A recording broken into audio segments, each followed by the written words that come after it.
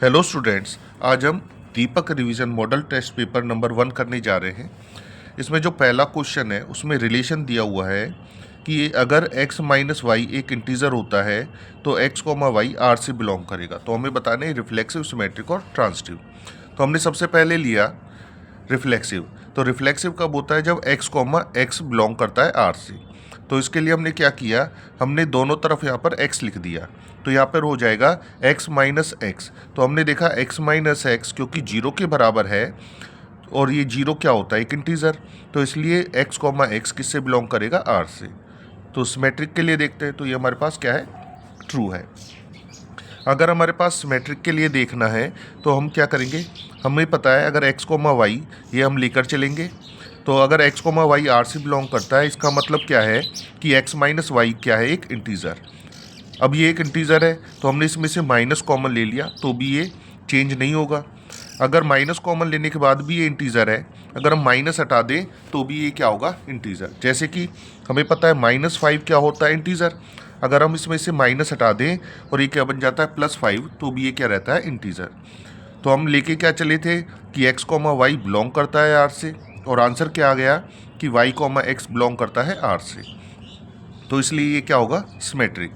तीसरा देखते हैं ट्रांजिटिव है या नहीं है। तो ट्रांजिटिव के लिए हम लेकर चलते हैं x comma y belongs to r और y comma z belongs to r।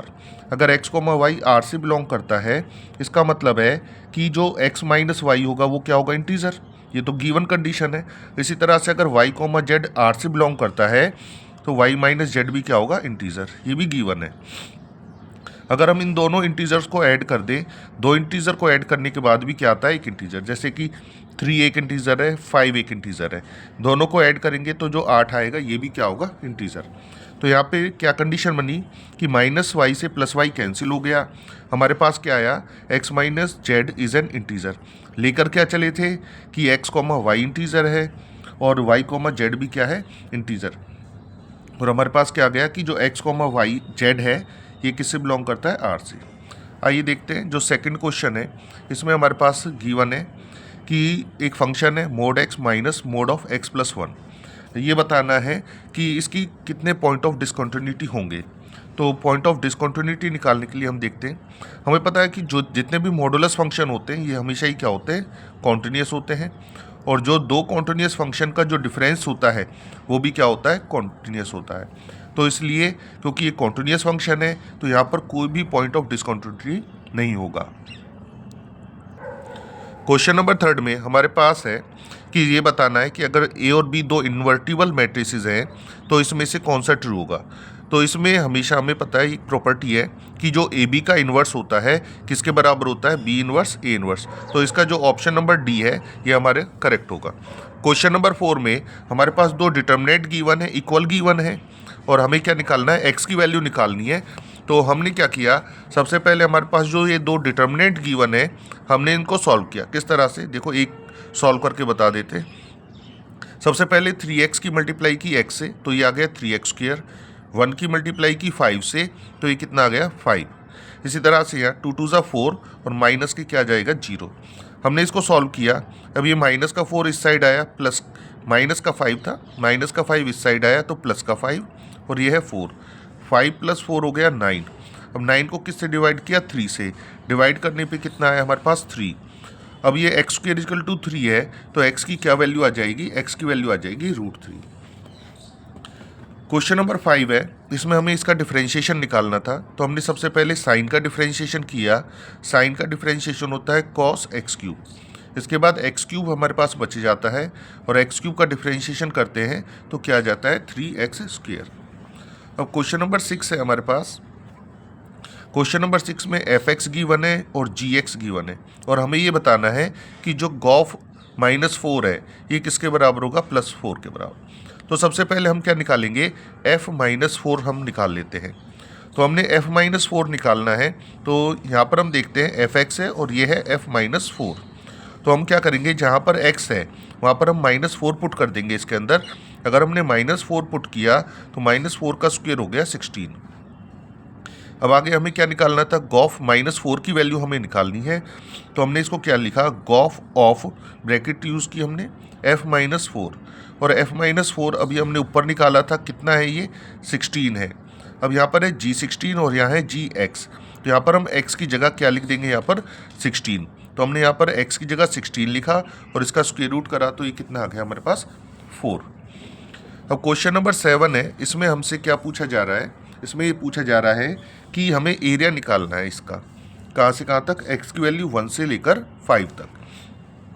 अब देखो हमने क्या किया, सबसे पहला पॉइंट है कि ये देखना है पॉजिटिव कहाँ कहाँ पर है। तो हमने क्या किया, 1 पुट किया तो ये आया 0, 0 पॉजिटिव ट्रीट करेंगे हम। इधर 5 पुट किया तो 5 - 1 4 आ गया, ये भी पॉजिटिव है। और इसके बीच की कोई भी वैल्यू अगर हम यहाँ पर पुट करते हैं तो ये सारे के सारी पॉजिटिव आ रही है। तो जब सब कुछ ही पॉजिटिव है तो हमें ज़्यादा नहीं सोचना, हमें इसका इंटीग्रेशन कर देना है और लिमिट ले लेनी है 1 to 5। अब ये जो x-1 की पावर रूट है, रूट का मतलब होता है पावर 1/2, हमने पावर में 1 ऐड किया तो ये आ गया 3/2 और इसी से क्या कर दिया, डिवाइड। अब ये जो 2/3 है इसको हम बाहर लेकर आए और हमने यहाँ पर x की जगह क्या पुट कर दिया, पहले तो 5 पुट करा और फिर इसके बाद हमने यहाँ पर क्या पुट करा, यहाँ पर 1। अब 5 - 1 कितना होता है, 4, 1 - 1 हो गया 0। इसके बाद हमने जो 4 है, 4 को लिख दिया 2 का स्क्वायर और इसकी पावर क्या थी, 3/2। तो यहाँ से 2 से 2 कैंसिल हो गया, तो ये आएगा 2/3 और 2 का क्यूब। अब 2 का क्यूब होता है 8, 8 2 ज़ा 16 और अपॉन में क्या हो जाएगा, 3। क्वेश्चन नंबर 8 में हमें इसका इंटीग्रेशन निकालना था। तो हमने देखा कि जो एक्स स्क्वायर है, एक्स स्क्वायर का डिफरेंशिएशन होता है 2x। तो हमने क्या किया, एक्स स्क्वायर को हमने t के बराबर पुट किया और इसका डिफरेंशिएशन किया तो 2x dx = dt आ गया हमारे पास। अब हमने क्या किया, साइन तो ऐसे ही लिखा और एक्स स्क्वायर की जगह क्या लिख दिया, t लिख दिया, और जो ये 2x dx है, 2x dx इसकी जगह क्या लिख दिया हमने, dt। अब साइन t का इंटीग्रेशन क्या होता है, -cos t, और t की जो वैल्यू है ये हमारे पास है x स्क्वायर। तो ये हमारा आंसर आ गया। अब क्वेश्चन नंबर 9 में हमें इस क्या निकालना था, एक यूनिट वेक्टर निकालना था। एक वेक्टर गिवन है, हमें क्या निकालना था, इसका यूनिट वेक्टर। तो हमने क्या किया, सबसे पहले इसका मैग्नीट्यूड निकाला, किस तरह से, 2 का स्क्वायर किया, 3 का स्क्वायर किया और फिर 1 का स्क्वायर। 2 का स्क्वायर आया 4, 3 का स्क्वायर आया 9, 1 का स्क्वायर आया 1, प्लस किया तो कितना हो गया, √14। अब क्योंकि यूनिट वेक्टर निकालना था तो यूनिट वेक्टर का जो फॉर्मूला होता है वो होता है वेक्टर अपॉन उसका मैग्नीट्यूड। तो वेक्टर हमारे पास ये गिवन है और इसको किससे डिवाइड कर दिया, √14 से। इसके बाद हमने क्या कर दिया, सबको अलग अलग कर दिया। अगर इसमें पूछा जाता डायरेक्शन कोसाइन कौन से हैं, तो डायरेक्शन कोसाइन हो जाते हैं हमारे पास 2/√14, 3/√14 और 1/√14। अब क्वेश्चन नंबर जो 10 है ये हमारे पास है, इसमें हमें क्या निकालना था, ऑर्डर। और ऑर्डर हमें पता है मैक्सिमम डेरिवेटिव होता है। तो यहाँ पर हमारे पास डेरिवेटिव 2 बार हुआ है और यहाँ पर डेरिवेटिव कितनी बार हुआ है, 3। तो इसलिए जो ऑर्डर आएगा इसका क्या आ जाएगा हमारे पास, 3। अब क्वेश्चन नंबर 11 में हमारे पास 2 पॉइंट गिवन है, ए और बी। हमें क्या निकालना है, इनके डायरेक्शन कोसाइंस निकालने हैं। तो डायरेक्शन कोसाइन निकालने के लिए हमने क्या किया, पहले हमने ए बी वैक्टर निकाला, किस तरह से, x2 - x1 i plus y2 - y1 j plus z2 - z1 k। तो ये हमारे पास क्या आ गया, वेक्टर आ गया। हमने इसका मैग्नीट्यूड निकाला, 2 का स्क्वायर किया 4, 3 का 9, 6 का 36, सॉल्व कर कर कितना आ गया, ये 7 आ गया। तो यूनिट वेक्टर किस तरह से निकालते हैं, वेक्टर अपॉन मैग्नीट्यूड। तो हमने क्या किया, 2/7, 3/7, 6/7। अभी जैसे ऊपर बताया था कि डायरेक्शन कोसाइन क्या होते हैं, ये होते हैं 2/7, 3/7 और 6/7। ये हमारा 1 नंबर में बहुत ही लेंथी क्वेश्चन दे दिया है। तो इसमें क्या करना है, देखो सबसे पहले हमें पता है ये एक प्रॉपर्टी होती है -a2 + a। अगर यहाँ पर ये fx इवन होता है तो हम क्या करते हैं, आगे 2 लगा देते हैं और इसको क्या लिख देते हैं, 0। लेकिन अगर ये ऑड फंक्शन है तो क्वेश्चन बहुत आसान सा होता है, तो आंसर क्या आता है, 0। अधिकतर जो क्वेश्चन आएगा पेपर में ऑड का आता है, जिसका हम डायरेक्ट आंसर निकाल देते हैं 0। तो हम सबसे पहले देखते हैं ये इवन है ऑड। तो हमारे पास जो ये लिख रहा है ना fx, हमने इसको एक साइड लिखा। अब हमने क्या किया, x की जगह दोनों तरफ -x पुट कर दिया। अब क्योंकि पावर क्या है, 2 है, स्क्वायर है, तो हमें पता है अगर पावर स्क्वायर है तो हमें ज़्यादा नहीं सोचना, हमें डायरेक्ट ही ये पॉजिटिव वैल्यूज़ बना देनी है। अब ये पॉजिटिव वैल्यूज़ किसके बराबर आ गई, एफ एक्स के बराबर आ गई, तो एफ माइनस एक्स किसके बराबर आ गया, एफ एक्स। तो ये कैसा फंक्शन है, ये हमारा इवन फंक्शन है। अब अगर ये इवन फंक्शन है तो ये जो लोअर लिमिट थी हमने इसको 0 लिखा और आगे क्या लगा दिया 2, ये हमारे पास आ गया। अब हमें पता है जो साइन स्क्वायर एक्स है, साइन स्क्वायर एक्स की जो वैल्यू होती है, फॉर्मूला है 1 माइनस कॉस 2x अपॉन 2, और कॉस स्क्वायर एक्स का फॉर्मूला होता है 1 प्लस कॉस 2x अपॉन 2। अगर आपको याद नहीं है तो इसे लिखकर आप याद कर लीजिए। अब यहाँ पर ऊपर बन रहा है a माइनस बी और a प्लस बी, ये किसके बराबर होता है, ये होता है ए स्क्वायर माइनस बी स्क्वायर के बराबर। अब 1 माइनस कॉस स्क्वायर एक्स हमें पता है क्या होता है, साइन स्क्वायर एक्स। अभी जो ऊपर फॉर्मूला यूज़ किया था कि जो साइन स्क्वायर एक्स होता है ये होता है 1 माइनस कॉस 2x अपॉन 2, मतलब यहाँ पर जितना भी एंगल है उसका क्या हो जाता है यहाँ पर ट्वाइस। तो यहाँ पर हमने लिखा साइन स्क्वायर 2x, तो जितना भी एंगल ये इसका क्या हो जाएगा ट्वाइस, तो ये क्या हो जाएगा यहाँ पर 4x। तो ये हमने यहाँ पर लिखा है। अब हमने क्या किया, ये जो 2 है इसको हम बाहर ले गए, 2 सा क्या कर दिया यहाँ पर ये 4, 1 का इंटीग्रेशन x किया और cos का इंटीग्रेशन हो गया साइन 4x, और जो ये x का कोफिशिएंट है हमने इससे क्या कर दिया डिवाइड। अब हमने अपर लिमिट पुट करी सबसे पहले x की जगह पाई, और यहाँ पर भी हमने क्या कर दिया पाई पुट कर दिया। इसके बाद हमने लोअर लिमिट पुट करी दोनों में 0 0, यहाँ पर हमारे पास क्या आया पाई। हमें पता है साइन की जो वैल्यू होती है, साइन की वैल्यू चाहे तो पाई हो, चाहे हो 2 पाई, या फिर क्या हो 3 पाई, या फिर क्या हो 4 पाई या 5 पाई, सभी पे कितनी होती है, ये 0 के बराबर होती है। तो ये क्या हो गया 0, ये 0 और साइन 0 क्या होता है 0, तो इसलिए जो आंसर आएगा वो हमारे पास आ जाएगा पाई अपॉन 4। क्वेश्चन नंबर 13 में हमारे पास है direction cosine are proportional to these numbers. तो ये जो नंबर्स होते हैं इनको हम कहते हैं डायरेक्शन रेशियोज़।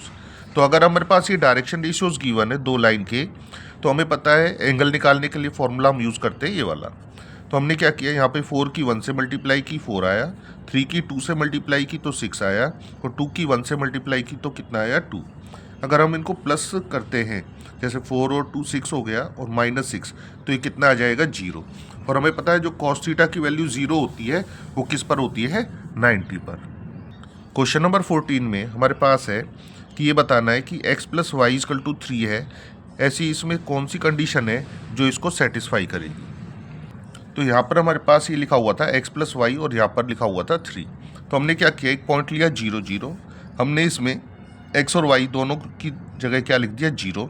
अब हमें पता है क्योंकि 0 की तरफ शेडिंग हुई है तो ये वाली कंडीशन क्या होनी चाहिए, ट्रू होनी चाहिए। और ये कंडीशन ट्रू कब हो गई, जब 0 छोटा होगा। तो यहाँ पर इसलिए क्या कंडीशन आ जाएगी कि जो x प्लस वाई है वो लेस देन और इक्वल टू क्या होना चाहिए 3 के होना चाहिए। दोबारा समझते हैं, अगर हम x और y की जगह यहाँ 0 0 पुट किया तो क्योंकि ये सेटिस्फाई करवानी है, मतलब ये ट्रू दिखाना है, शेडिंग करवानी थी इस साइड, तो इसलिए हमें क्या दिखाना था, ये कंडीशन ट्रू। और ट्रू कब होगी, जब 0 छोटा होगा किससे 3 से, इसलिए हमने ऐसा किया। अब क्वेश्चन नंबर 15 में हमारे पास क्या क्या गिवन है। सबसे पहले तो ये गिवन है कि ई और एफ इंडिपेंडेंट इवेंट है, तो इसमें से दिखाना है कौन सा ट्रू नहीं है। तो हमने देखा यहाँ पर लिखा है ई बाय एफ पी ई के बराबर है और ई बाय एफ पी एफ के बराबर है। तो 100% इन दोनों में से कोई ना कोई सा गलत होना चाहिए, या तो ये वाला या फिर ये वाला। तो हम देखते हैं इसको। यहाँ पर दे रखा है जो इंटरसेक्शन है, हमें पता है इंडिपेंडेंट होते हैं तो इंटरसेक्शन होता है पी इंटू पी एफ के बराबर। और हमें पता है probability of E bye F किसके बराबर होती है, probability of E intersection F upon P F के बराबर। और हमने यहाँ पर क्या किया, इंटरसेक्शन की जगह लिख दिया P into P F, upon में एफ है तो यहाँ से कैंसिल हो जाएगा, तो ये क्या आ जाएगा प्रोबेबिलिटी ऑफ ई। तो इसका मतलब जो रॉन्ग था, रॉन्ग कौन सा था, रॉन्ग था ई बाय एफ किसके बराबर होगा पी एफ के। तो ये कैसा आंसर था, ये था इसका रॉन्ग आंसर। आइए देखते हैं क्वेश्चन नंबर 16। क्वेश्चन नंबर 16 में हमारे पास है कि feasible region in the set of points which satisfy. देखो फिजिबल रीजन क्या होता है, फिजिबल रीजन वो होता है जो कि क्या करता है, सेटिस्फाई करता है ऑल द गिवन कॉन्स्टेंट्स। अभी कॉन्स्टेंट्स क्या होते हैं, कॉन्स्टेंट्स होते हैं जो इक्वेशंस नहीं गिवन होती, इस तरह से 3-4 इक्वेशन दी हुई होती है जिनको हम सेटिस्फाई करवाते हैं। तो फिजिबल रीजन वो होता है जो कि सेटिस्फाई करता है क्या, ऑल द गिवन कॉन्स्टेंट्स को, सारी कंडीशन को सेटिस्फाई करेगा, तभी वो वाला reason feasible reason. Feasible reason का मतलब है हमारे पास ये वाला जो शेडिंग वाला पोर्शन है, ये वाला पोर्शन फिजिबल है, तो यहाँ पर जो सारी कंडीशंस को फॉलो करते हैं वही हमारे पास क्या कहलाता है, फिजिबल रीज़न कहलाता है। अब क्वेश्चन नंबर 17 में हमारे पास 10 वाइट और 15 ब्लैक बॉल हैं, और हमसे ये कहा गया है कि पहली वाली जो बॉल निकाली गई है वो वाइट है और जो दूसरी वाली बॉल है वो है ब्लैक। तो विदाउट रिप्लेसमेंट है, तो हमने पहले वाइट बॉल निकाली, तो वाइट बॉल हमारे पास 10 है, टोटल कितनी है 25, तो हमने निकाल दिया 10/25। सॉल्व किया, 5 2 ज़ा 10 और 5 5 ज़ा 25। इसके बाद हमने एक वाइट बॉल निकाल ली है, तो एक वाइट बॉल क्या हो गई है, कम। अब हमारे पास 15 ब्लैक बॉल है, ब्लैक बॉल निकालेंगे तो ये आएगा 15 और अपॉन में कितनी हो जाएगी, टोटल कितनी बच गई है, पहले 25 थी, एक बॉल निकालने के बाद हमारे पास बची है 24। सॉल्व करते हैं, 3 से काट देते हैं तो ये आ जाता है 5/8, क्योंकि हमें क्या पता है, इसका नंबर पता है कि पहले कौन सी है और दूसरी कौन सी है, तो इसलिए हमने क्या करा, इन दोनों की क्या कर दी, मल्टीप्लाई। अब कुछ बच्चे सोचते हैं कि विदाउट रिप्लेसमेंट है तो सी का यूज़ होगा, बिल्कुल सी का यूज़ होता, कॉम्बिनेशन का यूज़ होता, लेकिन कब होता, जब हमें इनका ऑर्डर नहीं पता होता, सिर्फ ये लिखा होता, क्या लिखा होता देखते हैं, ये लिखा होता कि उन जो हमने 2 बॉल निकाली है उनमें से एक वाइट है और एक ब्लैक। जब हमें इसका ऑर्डर नहीं पता होता तो हम इसको लिख देते कि एक बॉल तो क्या निकाली गई है, वाइट में से, और जो दूसरी बॉल है वो किस में से निकाली गई है, ब्लैक में से, और टोटल कितनी है 25, उसमें से निकाली गई है 2। अगर हमें ऑर्डर नहीं पता तो हम इस तरह से निकालेंगे, अगर हमें ऑर्डर पता है तो हम इस तरह से निकालेंगे। अब लास्ट क्वेश्चन, हमारे पास ये गिवन था कि इसकी जो वैल्यू है वो किसके इक्वल होगी, तो इसकी जो वैल्यू होगी वो बराबर होती है mod of a² into mod of b² के। अगर आपको ये देखना है कि इसकी ये वैल्यू किस तरह से होगी तो डिस्क्रिप्शन में एक लिंक दे दिया जाएगा इस वीडियो का, वहाँ से जाकर आप इसको देख सकते हो।